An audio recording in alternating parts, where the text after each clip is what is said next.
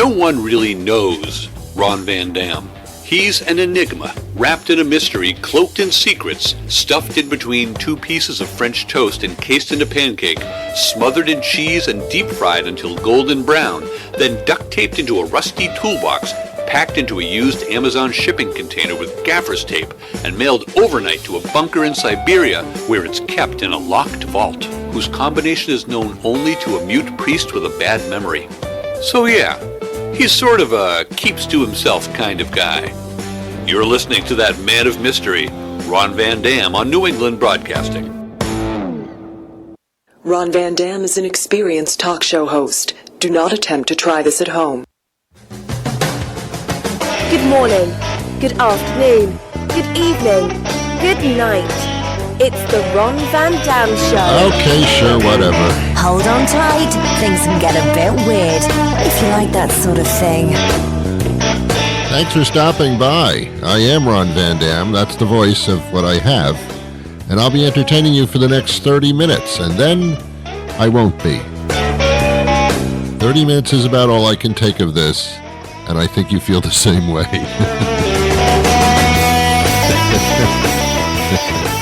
Oh, yeah. Let me introduce some of the people that make this show possible before we go any further. Just hold on now. Just calm down for a second. Your announcer and comedy writer here, John Shanahan, has his own podcast called Hypnagogue. Pretty good. John Shanahan, ladies and gentlemen. And then you have Jason Shaw, who you hear performing in the background because he does our opening and closing theme, performs, composes for this show. Thank you, Jason Shaw. And then there's Nicole Reed. She's one of the producers. She books many of the national interviews that we do on this particular show. Thank you to Nicole Reed. And then there's Julie Cochran, who does some voiceover work for us as well. And then there's other people that aren't worth mentioning because I don't like them that much. And there you have it. Oh, and then there's me. I stop by every once in a while just to pick up a check. Oh, you're looking good. You're looking good today. You're knocking me off my feet. You look pretty good today. Yeah, nice. If you listen to this program, then you know that I compliment my audience immediately when the show begins, because that way you're like putty in my hands. And by the way, I don't want putty in my hands. That sounds disgusting. Oh, Lord, the holiday season is upon me and us. It's, I love the holidays. Flag Day especially. Not so bad, really. I don't understand many of the holidays. They are convoluted. They are not what they were intended to be to begin with. But nonetheless, they remain. So Thanksgiving, sitting down at the table with people that you really don't want to sit down with at all, that you tolerate once a year, maybe twice a year, but this is a tough one, man. I love Thanksgiving because I don't have to go to a church or a synagogue or a house of worship. I'm worshiping just, people. And I really can't do that in all good consciousness. But we gather around the table, around the bird. Everybody has turkey. If you don't have turkey for Thanksgiving, there's something seriously wrong with you, and you need to seek medical help. Oh, that's true. I'm losing my voice. Where'd it go? There it is. I got it. I'm not hydrating enough. I pee a lot, but I don't drink enough water. I don't know how my body's doing that. It's just like creating liquid inside me for some reason, because I'm not drinking that much. But I'm sure 3 o'clock in the morning, it's like, where did this come from? I'm like a virtual strange fountain here. What's going on with that? Do you ever get that feeling when you have a cold? When your body is, for some reason, producing mucus or something, and you're like, your nose is running and dripping down your throat? Where's that coming from? You're like a leaky faucet, but where is that coming from? What's going on in there? All right, maybe not. Anyway, yeah, Thanksgiving is one of my favorites. It really is. I do all the traditional. I love to cook. If you don't know me, here I am. I love to cook. I love to cook. I'm a latent chef. I don't know why, but I am. I love to cook. It's a creative outlet.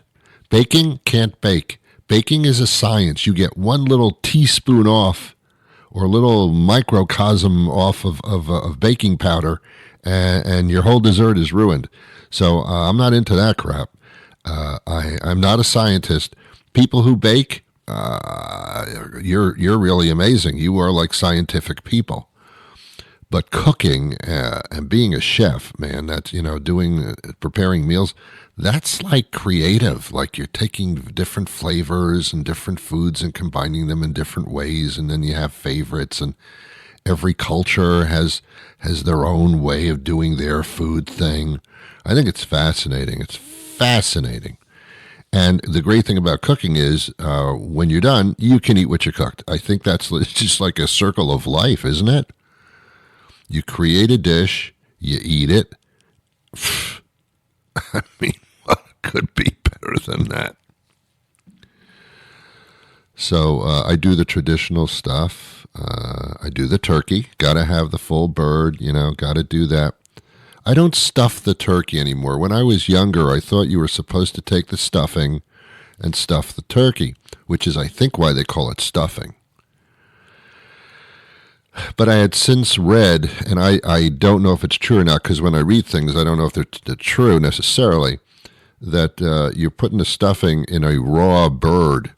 And a raw bird, if you know raw birds, they carry diseases, and they have all that stuff that can make you sick until the poultry is actually cooked in full. So you're taking bread, which absorbs everything, and you're stuffing it into a raw bird. Probably not the best idea. Then you're saying to me, but Ron, I can hear you saying this, but Ron, when you cook the bird, doesn't that kill all the bacteria? That's the debate. I don't know. I don't think so. I don't want bacteria-baked stuffing in my bird. So I do the stuffing separately, quite obviously. That's the only other option.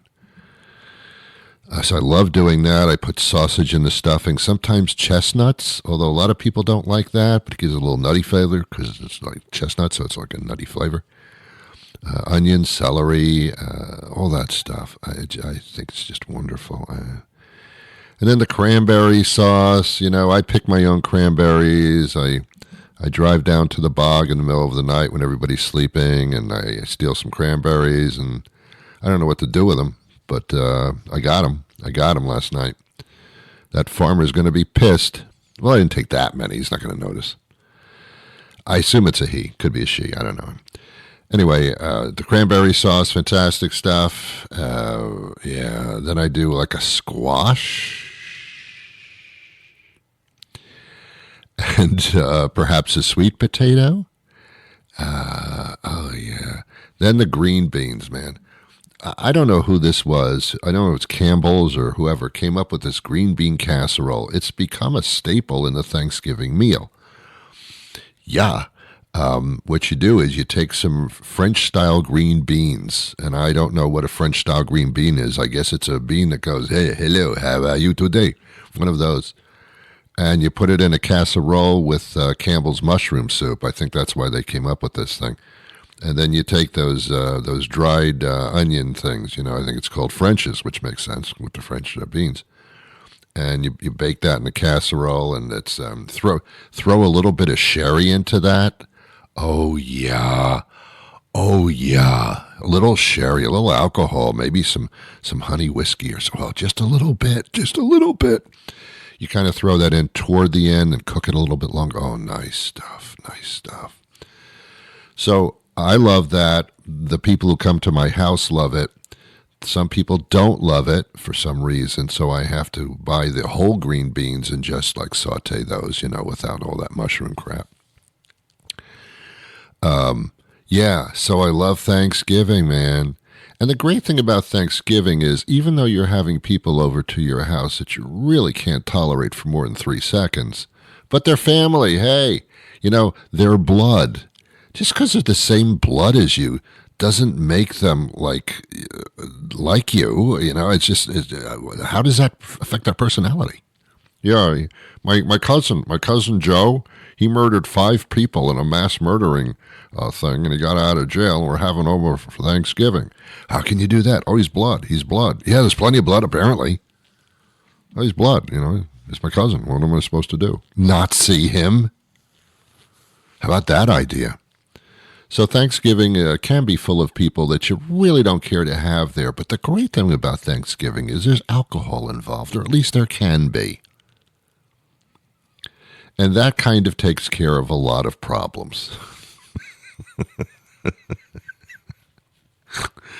Anyway, on television, in the movies, I never did this with my family, but I never, we were supposed to sit around the table apparently, and then one by one, people take turns as you go around the table, and you're supposed to say what you're thankful for.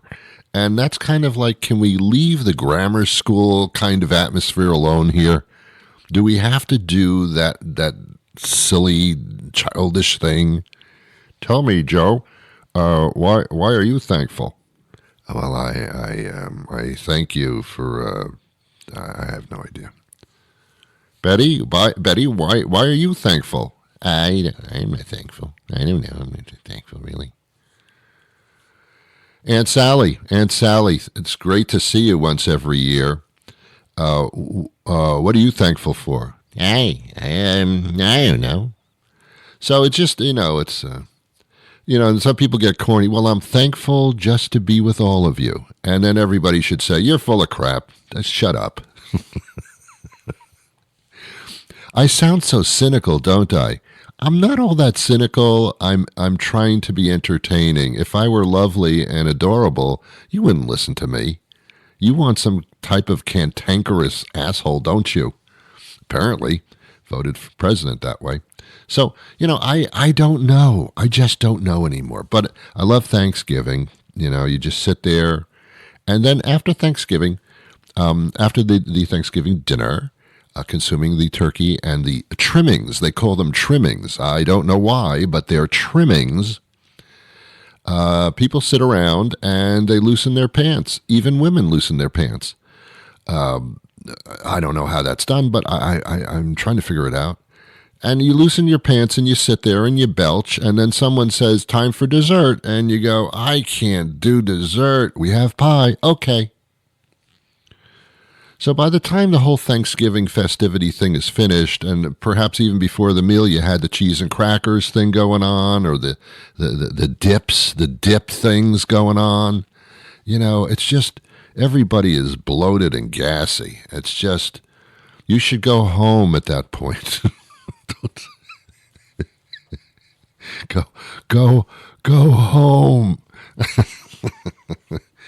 But what you've done is you've created a entire room full of large, gassy, bloated people, and you're somehow proud of yourself. Like, well, I did it. You nearly killed 10 people is what you just did here. But it doesn't matter because half of them you only see once a year anyway. But that's my take on Thanksgiving, and I guess every year I try to figure out, should I get a fresh turkey or a frozen turkey? And then I realized you have to thaw the frozen turkey. One year I know a person who bought a frozen turkey and then figured, all right, I'll take it out the day before, and there you have it. No, it takes a long time to thaw a turkey. Yes, it does. It can take days and days and days. If I had a frozen turkey, I would start thawing it out probably around July 4th. Independence Day is a good time to take it out of the freezer. Because it takes time. It takes time. You don't want frozen turkey on a stick. It doesn't work out that way. And not good for you either. Yeah, one of the few non-religious holidays. It's really kind of nice, kind of pleasant. So I'm looking forward to that, yeah. Some people do the relishes. I don't do the relishes. There's enough food going around. I don't need to get into the relish thing. People at the table don't go, Ron, this is a fantastic meal, but do you got any relish? What do you? I don't even know what you're talking about. I have jars of things that have probably says relish on the jar. I don't really know. If I have relish in a jar, it's been there for a good 17 years. But help yourself. Enjoy. I had an interesting experience a couple of days ago. It was a trash day, which gets me very excited. To take trash out of my house and give it to a truck, I love that. But what I did was I purged. I went through all my kitchen stuff, my refrigerator, my freezer, my pantry. I have a pantry. And I checked the expiration dates. You know what's amazing when you do that? It's almost like nostalgia. Oh, look, here's a jar of relish that I got from the strange store in Vermont, which is the only reason to go to Vermont is to go to one of these strange general stores. That's all there is to do in Vermont. You go into a general store and you walk around and you go, oh, this is interesting. And you buy something that you know you're never going to use. You think you're going to use it, but then you don't. So you go through that, and I saw this jar of relish, and I hadn't been in Vermont for 8 years, and I see this jar, and it's got an expiration date, and the expiration date was about 7 years ago. I don't know what's growing inside. I don't know if the relish was green to begin with. I don't recall, but it was nostalgia, and all of a sudden I'm looking at this jar, and like on a TV show, all of a sudden you go into this thing in the past, this, and I picture myself in this general store in Vermont, and then seeing this relish jar on the shelf and saying to myself, I want that relish jar. I can't get this relish anywhere else but in Vermont in a general store with people wearing overalls and and how you doing? How you doing? Hey, how you doing? Where are you from? How are you doing? One of those places. And all of a sudden it was like a flashback. It's a flashback into that time, and it was very relaxing. Very relaxed. Took me back, and then I threw the jar out. But anyway, yeah, that's it. That's it. That's life is a series of flashbacks, isn't it? I'm at my age, 27, 32. At my age, 42. At my age, 45. At my age, I recall 46. At my age, 47. 48. I recall not as much as I used to. When I was younger, I remembered everything, every second of everything I ever did. And then when I got a little bit older, my brain started saying, all right, we only got a certain number of cells here, and some of them are going to die off exponentially over the years, so let's not remember so much, huh? So when I have a flashback to this Vermont store because of this relish jar, it just is a very soothing aha moment. I think it was Oprah that came up with that phrase, the aha moment. I think it was Oprah, I think. And that's all, I care about her. But anyway, the Vermont store. Oh, yeah. Such a calm, wonderful people from other places all gathered in one rickety old maple syrup Vermont store with the relishes and things that you can't get anywhere else. You really can, but it doesn't look like it. And it's just a very soothing, I don't care, I'm in a Vermont store kind of thing. That's the way I felt in Vermont. It was like, I'm in Vermont. That was on the tip of my mind continually while I was in that state, was I'm in Vermont. I'm in Vermont. I just, because there was nothing else to say. I remember I was with my lovely lady, and we wanted to have some lunch. It was like 1:00 in the afternoon. Wanted to have a little lunch. We drove around for almost an hour. No restaurants in Vermont were open for lunch in the area that I stayed in, which was not that desolate really. they were all closed for lunch. And they didn't open until 4 or 5 o'clock for dinner. So we didn't eat. I lost 25 pounds on that trip and came home with a boatload of maple syrup. Like, this is the only place that they have maple syrup. Well, Vermont is very big in maple syrup production, but you can get that in stores all across the country. But the mindset is, when I'm in Vermont, I've got to like put my lips up to the tree and suck the sap pretty much. It's got to be that fresh. Yeah, that's fresh. Then it sits in your kitchen for 8 years. So there's no winning. There's no winning, kids. There's no winning. We're going to take a commercial break, and when we come back, my guest will be joining us. Have you been injured in an auto accident? Have you thought about maybe getting injured in an auto accident? Every day, hundreds of people around the country win very profitable lawsuits for the injuries they've suffered in auto accidents. But it's not always easy to find an auto accident to be involved in that you yourself didn't cause. That's where I come in. Attorney Jimmy LaGuardia, a.k.a. Crash Boom Jimmy. I can not only represent you in your injury lawsuit case, but I can help you arrange and be involved in the very accident for which you're seeking to collect. After years on the job, I know a guy who knows a guy who probably knows a guy who can thoughtfully arrange your accident to the degree you want, from gentle fender bender to near-death experience. And if you do happen to die in your accident, there is no cost to you for my services. Attorney Jimmy LaGuardia, call me now at 555-CRASH-BOOM for your free consultation, probably somewhere down near the docks with around a lot of cameras, or maybe in the back room of my cousin Lorenzio's restaurant. They make such a good bourgeois, you can't believe it. 555-CRASH-BOOM. Call me today, because with Jimmy LaGuardia, winning your lawsuit is no accident. We have the king of home fragrance. It's Harry Slatkin, and he's founder and CEO of Slatkin and Company. Thanks for being with us, Harry. Thank you for having me, Ron, and I love the title. The New York Times gave it to me, not my own ego, but I would have given it to myself, too. Well, when you are the king, you are the king. You can't argue that. Because you're everything fragrance. I mean, it's amazing. And fragrance is like a big thing these days in all ways. Of course, we were used to it with colognes and perfumes, but now we're filling our home with it. Yeah, the reason actually the New York Times gave me that title of the king is 32 years ago I started a home fragrance company called Slatkin and Company, and I built the #1 luxury home fragrance brand around the world.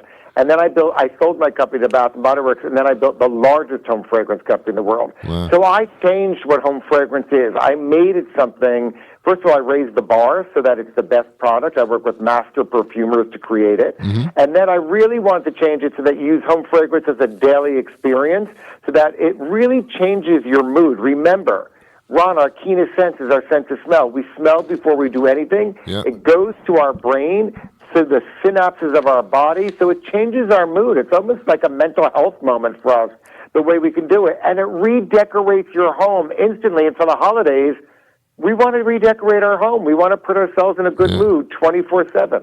It's amazing because I have your fragrance in my office. And and when I walk in, it's like, whoa, it's like I'm in a different world. It's such a difference. And it gives me, for me, it gives me peace and calm. It's really nice. And it's supposed to do that. I mean, that's really what scent is about. Once you find what scent you like, it can give you calm, it can lift you up, it can make it entertaining. Whatever you want, it really changes that atmosphere and the mood of your office, your home, wherever it is. Yeah. I also noticed that there's a difference between fragrance companies. Some of them are pretty weak, die out pretty fast, or weak to begin with. Yours are very different. Yeah, I worked on that for 32 years. You don't become #1 at the Neiman Marcus's, the Saks, the Nordstroms, the Harrods in London, and then you don't grow the largest home fragrance company if you don't. And now, right now I know we're together because I'm launching a new collection on QVC, exclusively to QVC, for Elton John, who's a friend of mine who is also, like you, Ron, and me, addicted to home fragrance, and that's how the whole collection began. Yeah, it's pretty cool, as a matter of fact. You know what? He's a friend of mine and his partner David, and I have to pinch myself sometimes to realize it's Elton John. And we are going to be this Saturday, Ron. Yeah. We're going to be live at his country house outside London. Oh. It's called Woodside. Oh. All day long at his home, filming for QVC live on air, and Elton's going to be there. So we're going to have Elton talking about why it is he loves scent, and every one of the scents we picked are from his property. So it's very personal, the collection. I bet it creates an atmosphere that makes him more creative, probably. It does. I think when you are creative, that sensibility is in you in all different ways. Yeah. So but it didn't hit me, Ron. I can't sing or I can't play a piano, so it did not continue in other ways. Well, if you have the talent, it accentuates it. It does. But what we did here is I call them musical notes in my fragrance, because fragrance are actually considered notes. Yeah. So the fragrance notes we put together, every one of them has about 15 to 20 essential oils in every single product I make from fragrance.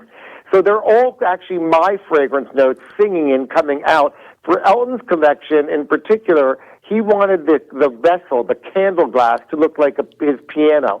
So we did a very modern version of that, and a lot of the packaging has a rendering of his home called Woodside, outside of England, on the outside of the packaging. But just as an example, every Christmas, he and his closest friends, they exchange trees as a gift, and they plant them on the property.